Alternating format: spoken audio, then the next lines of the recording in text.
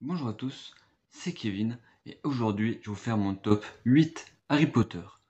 Alors, pour commencer, en dernière position, j'ai mis Harry Potter et l'Ordre du Phénix, car pour moi, ce film n'a pas assez d'action.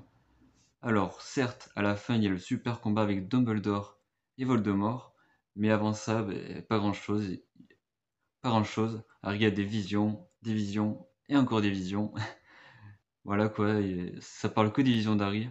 Je trouve que c'est pas le plus intéressant. En plus, ils ont mis comme professeur contre les forces du mal Ombrage. Vous voyez là, elle là, que tout le monde déteste. Mais moi aussi je la déteste. I kick. Je vais prendre quelques calmants pour la suite. En septième position, Harry Potter et les reliques de la mort, partie 1. Vous allez me dire, Kevin, mais cet épisode il est très important. Pourquoi il est important? Ben parce qu'il recherchait aux Horcruxes. Mais justement, il n'y a que du camping. Ils vont d'un endroit à l'autre sans se faire choper par les mange-morts. Et en plus, Harry sait même pas où aller. Pendant 2 heures, ils font du camping, ils sont en train de parler. Rien ne trop dans la tête de Voldemort pour savoir où sont les Horcruxes.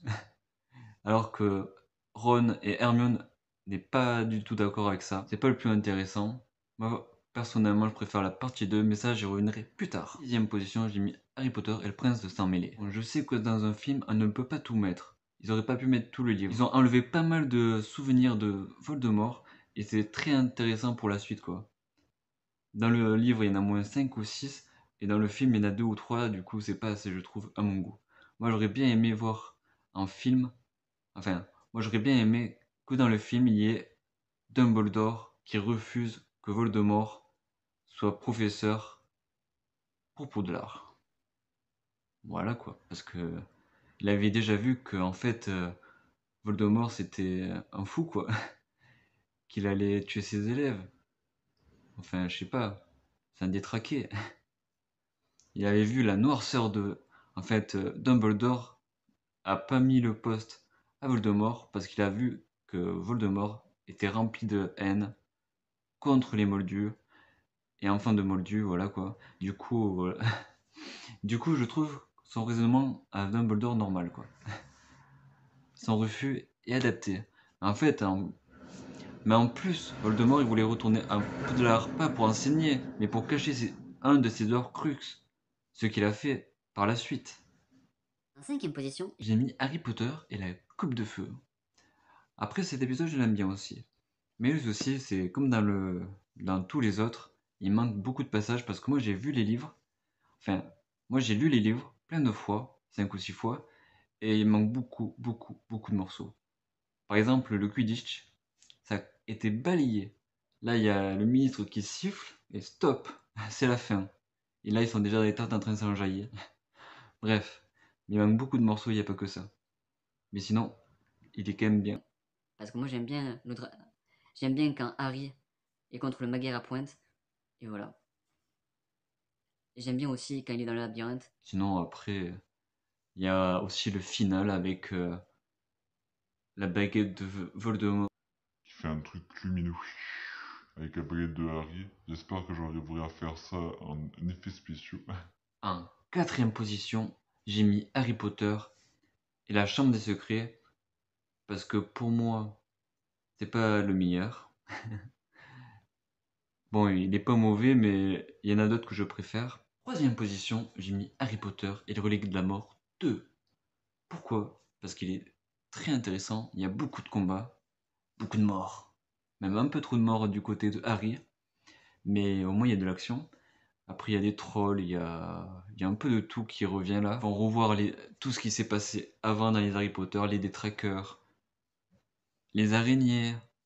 Ah oui, en parlant d'araignées, RIP Aragog, paix à ton âme.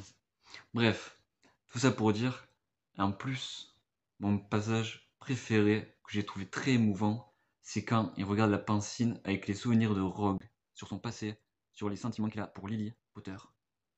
Et voilà, je trouve ça vraiment dommage que ça s'est terminé comme ça entre eux, mais comment dire, Severus avait beaucoup de noirceur en lui déjà à Poudlard, parce qu'il était très influençable par les autres mange-morts, et ça n'a pas pu se faire. Et mais, comme il le dit dans la pancine, il est amoureux du début jusqu'à la fin de Lily. Voilà. Et en plus, il meurt par Nagini. Severus a été tué par Voldemort parce que Voldemort croyait que c'était lui qui avait tué Dumbledore et qui récupérait donc la baguette, alors que non, c'est Drago qui avait désarmé Dumbledore en premier et Harry qui a désarmé Drago. Oui, si vous n'avez pas compris, c'est normal pour une antidoliprane, je vous en passe. En deuxième position, j'ai mis Harry Potter et le prisonnier d'Azkaban parce que pour moi, il est mieux qu'Harry Potter et la chambre des secrets parce qu'il y a un peu plus d'action, il y a les détraqueurs, il y a le loup-garou, il est très sombre, il y a le Sinistros qui est Sirius Black. Bref, moi j'ai bien aimé cette adaptation d'Harry Potter et le prisonnier d'Azkaban.